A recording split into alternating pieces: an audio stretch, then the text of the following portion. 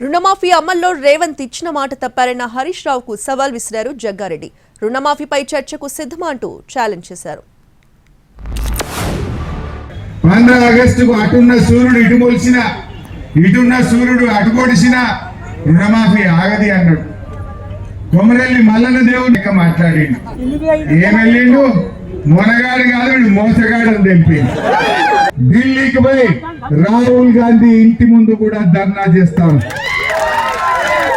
ఏమైనా రాహుల్ గాంధీ వరంగల్ డిక్లరేషన్ లో బాగా మాట్లాడినావు, మాట ఇచ్చినావు, మొదటి రోజే సంతకం అన్నావు.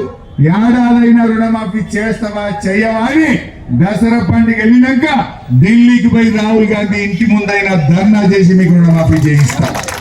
నేను హరీష్ రావుకి ఒక మాట ఏం చెప్తున్నంటే, మీ రైతు రుణమాఫీ లక్ష దాని మీద రైతుల అభిప్రాయం ఏమంటే విత్ రైతులను డిబేట్ చేద్దాం, ఫార్మర్స్ తోనే చేద్దాం డిబేట్.